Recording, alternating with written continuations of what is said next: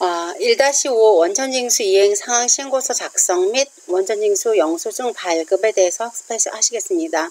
원천징수 이행 상황 신고서는 나와 있는 것처럼 원천징수 의무자가 법인이 되겠죠. 원천징수 의무자가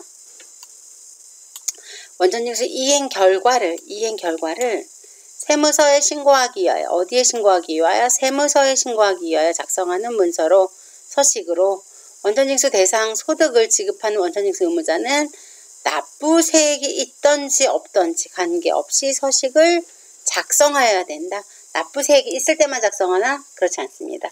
세액에 상관없이 서식을 작성해서 제출해야 되고요.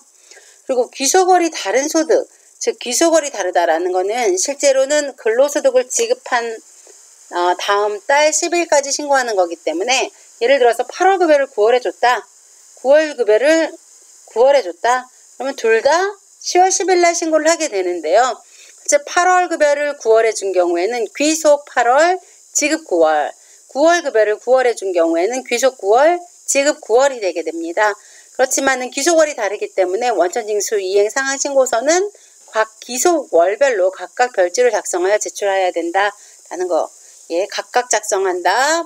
원천징수 의무자가 이행 결과를 세무서에 신고하기 위하여 작성하는 서식이다. 원천징수 의무자는 납부세액의 유무와 관계없이 이 서식을 작성해야 되고 귀속월이 다른 것들은 따로 작성해야 된다. 즉 별지로 작성해야 된다. 그래서 여러분 요 하나하나가 굉장히 중요한 말이기 때문에 잊으면 안 되겠습니다. 그러면 근로소득을 신고하고 납부할 의무는 누구한테 있느냐? 즉 원천징수 의무자에게 있습니다. 원천징수 의무자가 있고요. 그 징수일이 속하는 급여를 줬어야지 징수하겠죠. 징수일이 속하는 달에 다음 달 10일까지 즉 그래서 아까 8월 귀속을 9월에 준 경우 9월 귀속을 9월에 준 경우 다 그 징수일이 속하는 달이 9월이기 때문에 다음 달 10월 10일까지 원천징수 이행상황신고서를 작성해서 홈택스나 또는 우편으로 관할 세무서장에게 제출하고 원천징수 세액을 금융회사 등에 납부해야 됩니다. 반기별 납부 제도가 있는데요. 이거는 사업자가 신청에 의해서 반기별로 신고하고 납부할 수 있는 제도를 반기별 납부 제도라고 하고 해당하는 업종은 금융이나 보험업을 제외한 사업자가 고용 인원이 20인 미만인 경우에는 반기별 납부 제도를 채택할 수가 있습니다. 그리고 근로소득 원천 영수증 발급 및 지급 명세서 제출 시기인데요. 실제로 지금 근로소득 원천 영수증은 저희가 아직 연말정산을 학습하지 않았기 때문에 중퇴자에 대한 원천징수 영수증 발급에 대한 내용들을 이따 학습하실 건데요. 그 시기를 보면 계속근로자 해당 과세기간에 다음 연도 2월 말일까지 해서 2월 말일까지 근로소득 원천 영수증을 발급하시면 되고요. 제출은 3월 10일까지. 중도퇴사자는요. 그래서 퇴직한 날이 속하는 달에 급여 지급일 다음 달 말일까지 원천 영수증을 발급을 해줘야 되고 제출은 다음 연도 3월 10일까지 하면 됩니다. 일용근로자는요. 지급일이 속하는 분기의 마지막 달에 다음 달 말일 아까 이전에 말씀을 드렸던 것처럼 1월부터 3월 거는 4월 30, 4월부터 6월 거는 몇 월? 7월 31일, 그 다음에 7월부터 9월은 10월 31일, 그 다음 10월부터 12월 거는 다음 연도 2월 말일까지 이런 근로자들에게 원천 영수증을 발급하고 제출하게 되어 있습니다. 지금 연도 제출 시기는 왼쪽하고 발급하는 시기와 제출하는 시기가 왼쪽과 동일하다라고 되어 있습니다. 여러분 다 여기 있는 것들은 양이 굉장히 작죠? 대신에 여러분들 여기는 한 글자도 빼지 말고 다 여러분이 알아야지만 여러분 수행평가를 볼 수가 있습니다. 일단 원천징수 이행상황 신고서를 작성을 해볼 텐데요.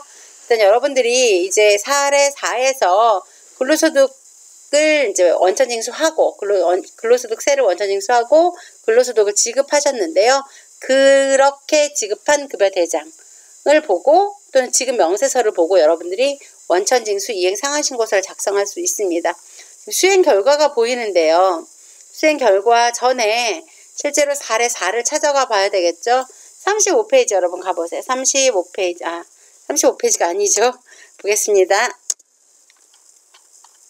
네, 여러분 페이지로는 21페이지 보시면 이렇게 1월분 급여 명세라고 되어 있는데 이 사람이 월급이 365만 원이에요. 그리고 소득세는 얼마? 27,370원. 그런데 원천 이행 상환 신고서를 작성한 걸 보면 네, 한 명 총 지급액이 얼마예요? 335만 원이에요. 과세 미달, 즉 원천징수 원천징수 금액이 없는 사업 근로소득자, 과세 미달한 사업자라던가 비과세까지도 전부 포함해서 인원과 지급액을 하라고 그랬는데 여기에 335만 원이라는 건 아까 보는 것처럼 뭐가 빠졌을까요? 보겠습니다. 네, 비과세 소득인 자가운전 보조금하고 식대가 합계액에서 빠져 있는 걸 볼 수가 있습니다. 그래서 실제로는 모든 비과세는 다 포함해서 표시를 해야 되는데 여러분 가서 프로그램에 가서 잠깐 보겠습니다. 프로그램에 가서 보면 그리고 수당공제 등록을 할 때요. 수당공제 등록 한번 눌러볼게요. 비과세 눌러보면 지급 명세서 미제출 되어 있는 거는 근로소득 원천 영수증에 원천 징수 이행상환 신고서에서도 요 사항을 포함하지 않게 되어 있습니다. 3개입니다. 잊어먹지 마세요. 식대하고 자가운전비 수당하고요. 그 다음에 육아 산전 휴가비는 요 3개는 어디에 근로소득에 합해서 표시하지 않는다. 즉 별도로 제외하고 표시한다. 외우세요. 식대 자가운전 보조금, 그 다음에 육아 산전 후 휴가. 예, 이때 받았던 수당들에 대해서는 원천 이행 상환 신고서에 표시하지 않는다라는 거 여러분들이 기억을 꼭 해 놓으시기 바랍니다. 그래서 여러분들이 급여 명세서를 보고 원천 징수 이행 상환 신고서를 작성하는 게 문제 나올 수 있어요. 여러분 한 명 지급액은 비과세를 뺀 335만 원, 소득세는 아까 원천 징수한 27,370원 이라고 표시하셔서 당월 조정한 게 환급된 게 있으면 조정하게 되거든요. 없어서 소득세 등에다 이렇게 표시하게 되는 거. 이렇게 여러분 손으로 작성하실 수 있어야 됩니다. 이번 중간고사에는 여러분 이 서식을 드리고 이 칸에다가 아까 급여 명세서를 보고 내용을 적는 부분들이 나올 거예요. 그래서 나온 것처럼 원천징수 이행상환 신고서의 총 지급액란은 비과세 및 과세 미달을 포함한 총 지급액을 다 적는다. 다만 비과세 근로소득인 경우 이렇게 지금 소득세법 시행령의 제214조 제1항과 제2호 2호의 2 및 2호의 3에 해당하는 금액은 제외한다. 아까 식대, 자가운전 보조금, 그 다음에 육아, 산전 후 휴가비 그 3가지 항목에 대해서는 내용을 포함하지 않는다라는 거 여러분 꼭 기억해 주시기 바라겠습니다. 그러면 원천징수 이행상환 신고서는 근로소득에 대한 것들은 여기에 A01란에다 적는다 라는 거. 그 다음에 A02는 중도퇴사한 경우에 인원과 총 지급액을 쓰고 소득세에 해당하는 부분을 쓰게 됩니다. 여러분하고 직접 서식으로 실습할 때 한번 내용을 말씀을 드리겠습니다. 그럼 중도퇴사자 원천 영수증에 해당하는 인원 1명, 지급액, 그 다음 소득세를 여러분들이 여기 적으시면 되는데요. 이 부분은 중도퇴사자에 대한 원천 영수증을 학습한 다음에 오겠습니다. 보이시는 것처럼 1명 1,470만원, 그 다음에 차감징수세액은 마이너스 116660이라고 어디에다 적으면 된다? 네, 여기에다가 중도퇴사 1명 1,470만원 마이너스 해서 당월 조정 환급 3개 27,370원, 소득세는 빵원이 되겠습니다. 이건 좀 어려운 개념이라서 한 번 더 설명을 드리겠습니다. 두 번째, 퇴사자에게 퇴직한 날이 속하는 달의 급여 지급일 다음 달 말일까지 근로소득 원천 영수증을 발급을 하셔야 되는데요. 퇴직한 날이 속하는 달의 급여 지급일 다음 달 말일. 그러니까 지금 9월에 퇴사했다라고 하면 10월 31일까지 근로소득 원천 영수증을 발급을 하셔야 됩니다. 사례 6에 의해서 근로소득 원천 영수증을 발급했는데요. 사례 6은요. 몇 페이지나 찾아보겠습니다. 네, 여러분 교재 25페이지, 여러분 교재 25페이지 찾아가 보겠습니다. 예, 중도퇴사자 보니까, 네. 중도퇴사자의 총 금액은 얼마인가요? 1,470만원. 기억하세요, 여러분. 소득세는 125940. 이 기납부한 세액이고요. 결정세액은 9,280원이에요. 그래서 결과적으로 차가감 납부세액은 이전에 원천징수 1개 125,940원이 있기 때문에 거기에서 결정세액에서 이거를 뺀 나머지만큼은 내가 환급을 중도퇴사하는 직원에게 해주어야 됩니다. 그래서 이걸 가지고 여러분이 작성하는 내용은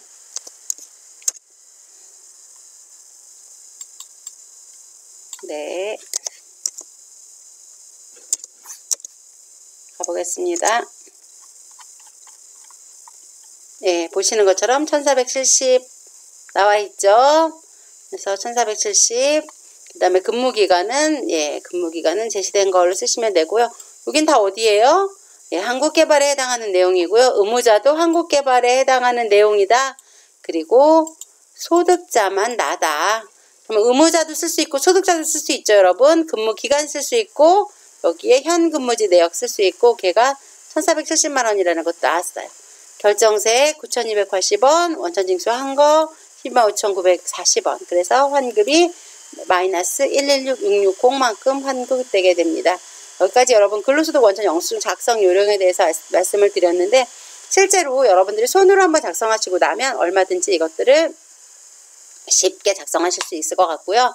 이러한 사례가 주어지고 여러분들이 이렇게 근로소득 원천 영수증의 값을 내용을 채우는 것들이 이번 제1차 수행평가에 여러분 나오는 문제라고 생각을 하시면 되겠습니까? 즉 근로소득 원천 영수증 양식 및 작성 요령을 참고해서 근로소득 원천 영수증을 작성하는 거예요. 근로소득 지급 명세서를 다음 연도 3월 10일까지 홈택스 또는 관할 세무서장에게 제출을 해야 된다라는 거예요. 그래서 보면 이제 퇴사자에게 급여 지급일 다음 달 말일까지 영수증을 발급하고 이거에 대한 지급 명세서는 언제까지? 다음 연도 3월 10일까지 언제까지? 다음 연도 3월 10일까지 홈택스에 신고를 해야 된다. 홈택스 또는 관할 세무서장에게 우편으로 보내야 된다. 원하시면 되겠습니다. 여기까지 여러분들이 근로소득 원천 영수증과 원천징수 이행상황 신고서의 작성 요령에 대해서 학습을 하셨습니다. 수고하셨습니다.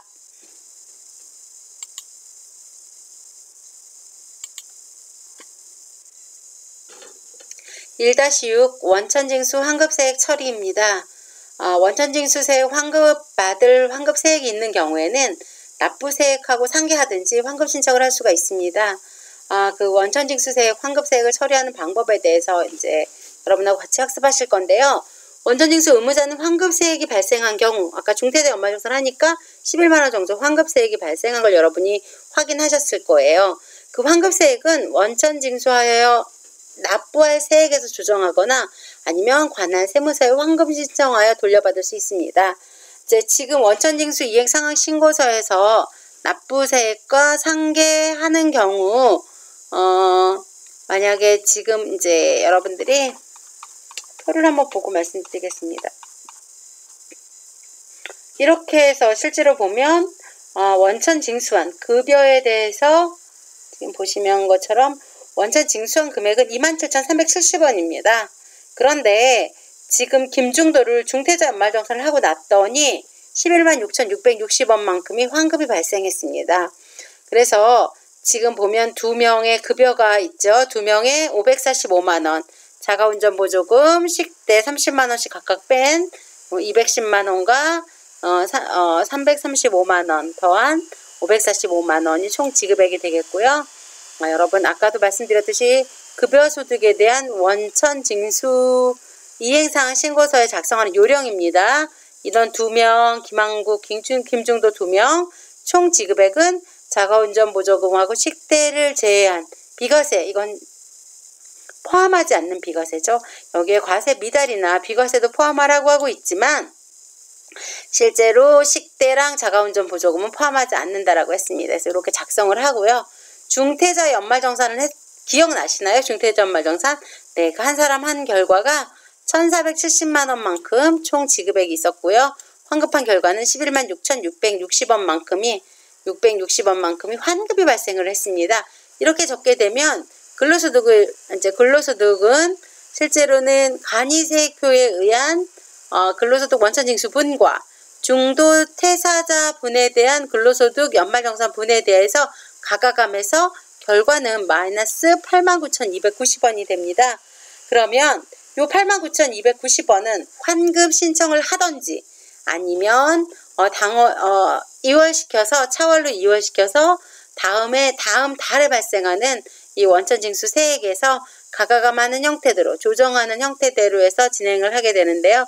지금은 여기에서 27,370원과 116,660원을 가가감했더니 결과적으로 환급세액이 89,290원이 발생하였으므로 원천징수 이행 상황신고서 하단에 보면 당월 발생 환급세액을 적는 란이 있습니다. 여기에 적어줘야 돼요.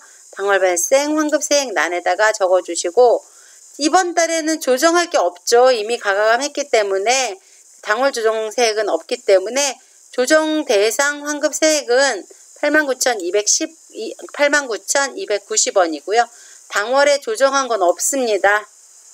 그렇기 때문에 차월로 2월 되는 환급액이 89,290원이 됩니다. 만약에 내가 환급 신청을 했을 때에는 차월, 2월 환급액이 아니라 환급 신청액에다가 금액을 적으면 되겠습니다. 꼭 기억해 두세요. 그래서 원천징수 이행 상환신고서를 작성하는 요령을 어느 칸에 어떤 금액이 어떤 세금이 표시되는지를 여러분 보시고 이렇게 결과가 가가감했을 때 환급이 발생했을 때에는 당월 환급세액에다 넣어놓고 다음 월로 넘겨서 다음 월에 내야 되는 세금하고 조정하든지 아니면 환급 신청을 하든지 두 가지 중에 하나를 하면 되는 겁니다. 그래서 앞에 내용이 이걸 보지 않으면 이해가 되지 않기 때문에 뒤에 가서 여러분한테 설명을 드렸습니다. 뒤에 32페이지에 설명을 드린 거고요. 내용 한번 보실게요. 납부할 세액의 합계가 조정대상 환급세액보다 큰 경우에는 조정대상 환급세액란의 금액을 당월 조정 환급세액란에 A10, A20 순서대로 적어 조정환급하고 잔액은 10, 11란에 적습니다. 아까 여러분 보고 말씀하시면 될 것 같은데요. 예, 이거 보고 아까 서식 보고 작성하는 요령은 그걸 보고 하겠습니다. 이 순서대로 해가지고는 알 수가 없죠. 납부할 세액의 합계가 환급할 세액인 조정대상 환급세액보다 작은 경우에는 위와 같은 방법으로 조정환급하고 나머지는 납부세액란에 적지 아니하고 차월 2월 환급세액란에 적습니다. 이 부분이 여러분하고 같이 제가 살펴본 부분이잖아요. 근데 아까 이제 남았죠. 그래서 차월 2월로 2월 환급시켰고요. 이 부분은 이제 환급세액이 더 적은 경우에는 당월에 조정하고 남은 게 없겠죠. 잔액은 없습니다. 그래서 그 부분 참고해서 일단 환급세액이 발생했을 때 원천징수 이행 상황신고서를 작성하는 방법에 대해서 여러분하고 같이 학습하시겠습니다. 만약에 환급 신청을 하는 경우에는요. 원천징수세액 환급신청서에다가 표시를 하시고요. 환급신청액란에다가 아까 설명드린 대로 금액을 써주시면 됩니다. 그리고 부표에다가 기납부세액 명세서, 전월 미환급세액 조정 명세서, 환급신청 대상 소득 지급 명세서 등을 제출해야 됩니다. 굉장히 복잡하죠? 보통은 이렇게 환급 조정하지 실제로 환급 신청을 하는 경우는 별로 많지는 않습니다. 예, 아까 지금 설명으로만 했던 것들을 여러분하고 같이 이제 원천징수 이행 상환신고서를 다시 한번 보겠습니다. 여러분들이 실제로는 원천징수 환급세액을 처리하기 첫 번째 방법은 내야 되는 세금에서 조정한다. 원천징수 환급세액을 처리한다. 중도퇴직자의 정산으로 환급세액이 발생한 경우 환급세액이 작으면 원천징수하여 납부할 세액에 조정하고 환급세액이 많으면 환급 신청을 하도록 돌려받는다. 또는 2월로 2월시켜서 다음 달에 내야 되는 세금에서 조정하면 돼요. 그렇죠?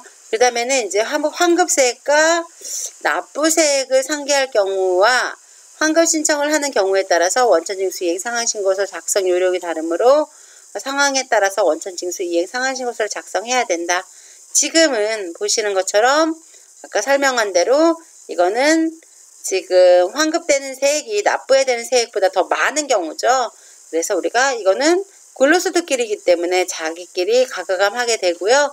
다른 소득세에 대한 당월 납부하는 세금이 없기 때문에 당월 조정세액은 없습니다. 그쵸?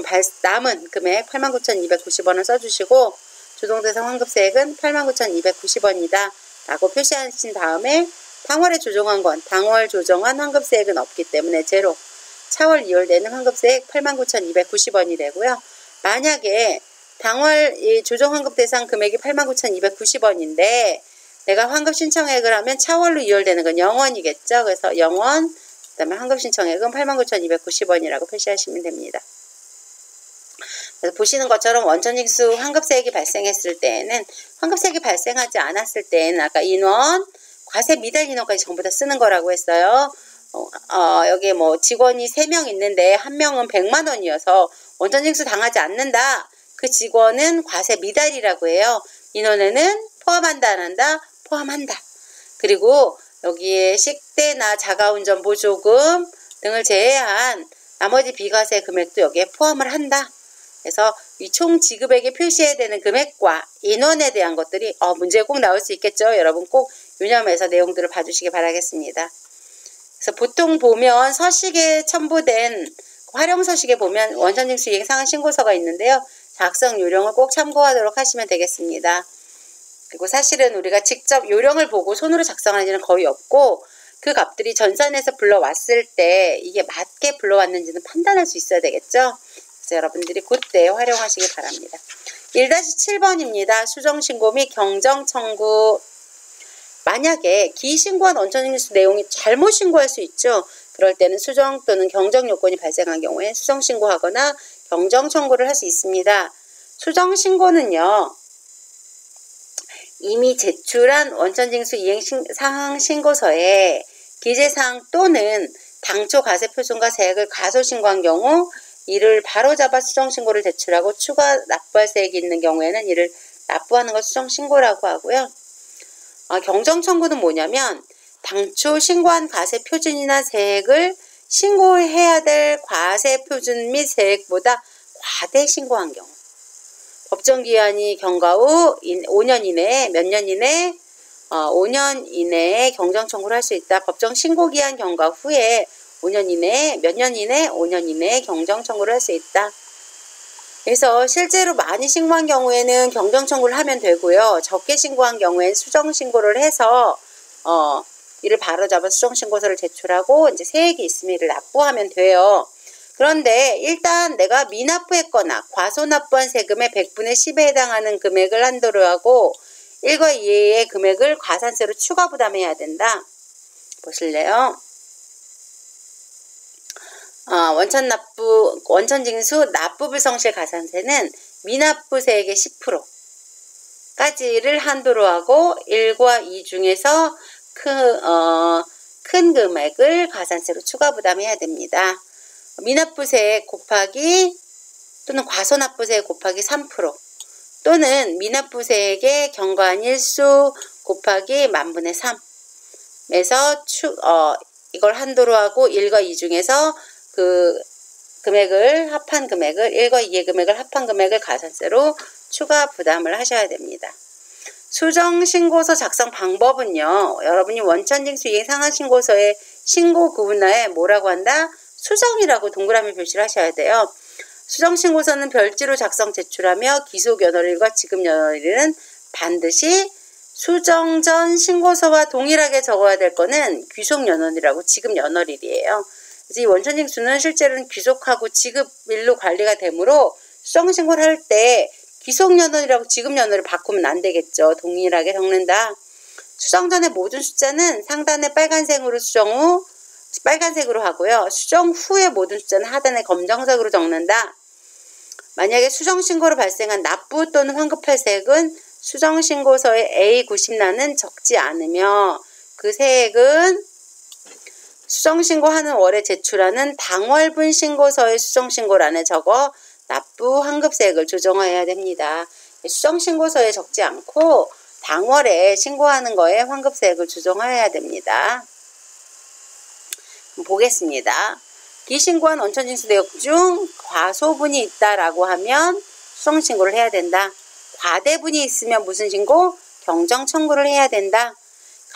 과소신고한 신고분이 있을 경우에는 원천징수 납부불성실 가산세를 계산해야 된다. 그리고 수정신고서를 작성해야 된다. 라고 되어 있습니다. 보겠습니다. 10월 귀속 원천징수 이행상환신고 시 근로소득의 일부를 누락하였다. 다음 자료에 의하여 11월 30일에 수정신고를 하려고 한다. 가산세를 반영하여 수정 원천징수 이행상환신고서를 작성하시오 라고 되어 있습니다. 보겠습니다. 신고 전에는요 5명, 인원은 마찬가지죠. 총 지급액이 이만큼이고요. 소득세가 60만 8,070원인데 실제로는 이렇게 4,200이고요. 241만 2천원이에요. 그러면 실제로 원천징수 납부불성실 가산세는 241만 2천원에서 60만 8,070원을 뺀 1,803,930 이게 240 수정신고 후에 소득세가 241만 2천원이고요. 수정 전에는 60만 8,070원이었어요. 그래서 그걸 뺀 차액만큼이 180만 3,930원 곱하기 3% 더하기 180만 3,930원 곱하기 20일 곱하기 만분의 3 하게 되면 64,940원 이죠. 그러면 요 가산세 산실근건 그렇고 그러면 수정신고서는 이전에 지금 신고한 건 고스란히 여기 써주시면 돼요. 그다음 이번에 신고할 건 고스란히 여기 쓰면 돼요. 가산세는 적어주시면 돼요. 됐죠?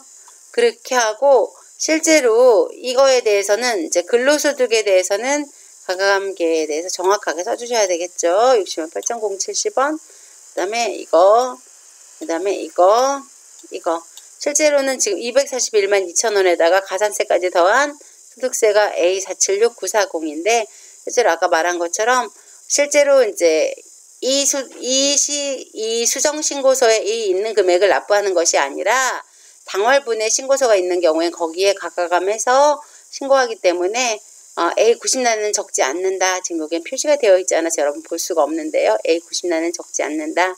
여러분하고 프로그램에 들어가서 할 때 꼭 설명을 드리겠습니다. 그래서 여러분들이 지금 1-6에는 이제 원천징수한데 환급세액이 발생하면 실제로 환급 신청하거나 또는 납부할 세액에 대해서 조정하게 된다라는 걸 학습하셨고요.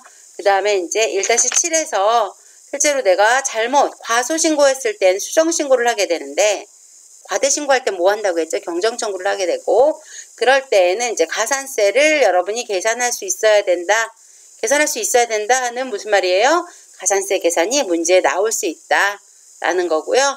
그 다음에 수정신고는요. 이전에 신고한 건 전부 빨간색으로 쓰면 돼요. 지금 두 줄로 되어 있는 거예요.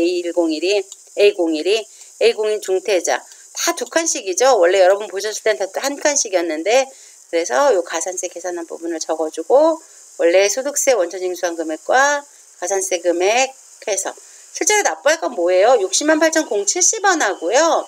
제대로 계산한 247만 6,940원 가산세를 포함한 요거의 두 개의 차이를 여러분들이 이거의 차이를 납부하게 되는 거예요. 그래서 요거의 차이를 납부하게 된다. 이렇게 신고하게 되고 그 세금은 요 차이만큼을 납부하게 된다라고 여러분이 아시면 되겠습니다. 이렇게 해서 1-7까지 해서 실제로는 근로소득에 대한 원천징수는 전부 끝났고요. 여러분들이 이제 평가를 보면 보실래요? 여기 평가 내용을 보겠습니다. 인적공제, 임직원의 인적공제사항을 소득세법에 따라서 세무정보 시스템에 또는 급여대장을 작성 관리할 수 있다. 소득세법에 따라 세무정보 시스템 또는 급여대장을 작성 관리할 수 있다. 평가 항목 이상하네요. 인적공제사항을 파악할 수 있는지를 체크할 거고요. 그 다음에 급여대장도 작성 관리할 수 있는지를 볼 겁니다. 두 번째는 급여 및 근로소득 금액 계산하는 건데요. 회사의 급여 규정에 따라서 이제 각각의 기본금이다, 수당이다 또는 상여금이다를 정확하게 계산할 수 있는지 봐야 되고요. 그 다음에 우리가 그런 수당 중에서 과세되는 소득하고 또 비과세되는 수당이 있는데요. 구분하여 과세소득이 어떤 건지 비과세소득이 어떤 건지를 구분할 수 있어야 됩니다. 그 다음에 세 번째 보면 원천징수 세액 계산. 간이세액표 여러분 아까 홈택스 다운받아 보셨죠? 다운받은 거에 의해서 급여와 부양가족 수에 의해서 공제 후 간이세액 표준에 따르는 원천징수 세금을 계산할 수 있다, 찾아낼 수 있다. 그렇죠? 그 다음에 중도퇴사자 근로소득 정산. 중도퇴사자에 대한 근로소득 정산을 한 후에 세액을 보니까 환급 또는 추징할 수 그러니까 발생하게 되는데 이 부분에 대해서 감안하고 급여에 반영한 다음에 여러분들이 지급할 수 있어야 됩니다. 그 다음에 원천징수 이행상환신고서 작성 및 원천영수증 발급은요. 근로소득에 대한 원천징수 결과에 따라서 원천징수 이행상환신고서를 작성 및 신고 후 세액을 납부할 수 있다라고 되어 있습니다. 그 다음에 세법이 정한 서식에 근로소득에 대한 원천징수 영수증을 발급하고요. 지급명세서를 기한 내에 제출할 수 있다라고 되어 있습니다. 기한이 언제까지 알 수 있어야 되겠죠. 그래서 영수증 발급은 여러분이 작성하지만 하는 거지만 지급명세서는 어떤 지급명세서를 언제까지 제출하는 것들이 시험 문제에 나올 수 있습니다. 이 평가 항목이 실제로 여러분 시험 문제라고 생각하시면 됩니다. 그래서 원천징수 환급 세액 처리는 어떻게 했나요? 납부세액과 상계하든지 환급 신청하셨죠? 그 방식을 어떻게 하는 건지, 원천징수 이행상환신고서를 어떻게 작성하는 건지. 그 다음에 수정신고는 만약에 기신고한 원천징수의 수정 또는 경정 요건이 발생했을 때 과소신고할 때 수정, 과대신고했을 때 경정 요건이 발생하게 되는데요. 수정신고하거나 경정 청구를 할 수 있다. 우리 수정신고서 작성해봤죠. 위에다가는 이전에 신고했던 내용을, 밑에다가는 까만 글씨로 수정신고 내역을 적고 그 차액만큼을 납부하게끔 하는 수정신고서를 여러분 작성해 보셨습니다. 그 다음에 이제 또 보면 실제로 이제 문제 해결 시나리오에 관련된 거, 임직원의 인적 공제 사항을 소속세법에 따라서 시스템에 관리하고 또는 급여 대장도 작성할 수 있다. 급여액에서 간이세액 기준에 따라서 산출된 세액을 공제 후 지급할 수 있다. 근로소득 원천징수 세액 계산, 급여액에서 간이세액 기준에 따라서 산출된 세액을 공제 후 지급할 수 있다라고 되어 있는데 지급하는 거는 저희가 평가할 수 없기 때문에 간이세액표에 따라서 산출세액을 골라낼 수 있는지 보겠습니다. 그 다음에 중퇴자에 대한 근로소득 정산의 환급 또는 추징하는 부분, 원천징수 이행상환신고서, 원천징수 영수증을 작성할 수 있는 또는 지급명세서를 기한 내에 제출해야 되는데 기한이 언제까지인지를 알아야 되는 부분, 환급세액이 있었을 경우에 납부세액과 상계하거나 환급 신청을 하는데 우리 납부세액과 상계하는 부분을 원천징수 이행상환 신고서를 통해서 받습니다. 그래서 그 부분에 관한 것들. 그 다음에 실제로 보면 급여 및 소득금액을 계산할 때 이제 여기 학습 모듈에서도 보면 그 규정을 알려줬고요. 그거에 따라서 여러분이 급여를 계산하셨습니다.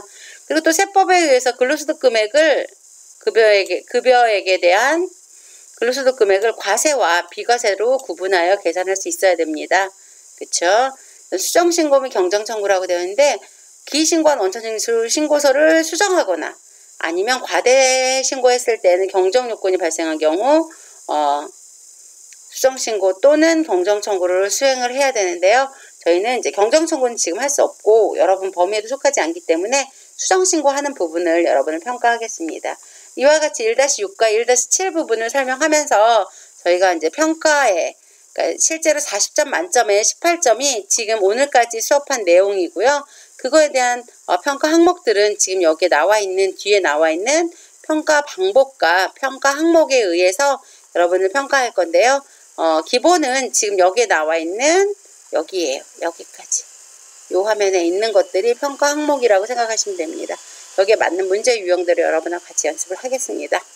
그리고 다음 시간에는 퇴직소득 원천징수에 대해서 학습하시겠습니다. 수고하셨습니다.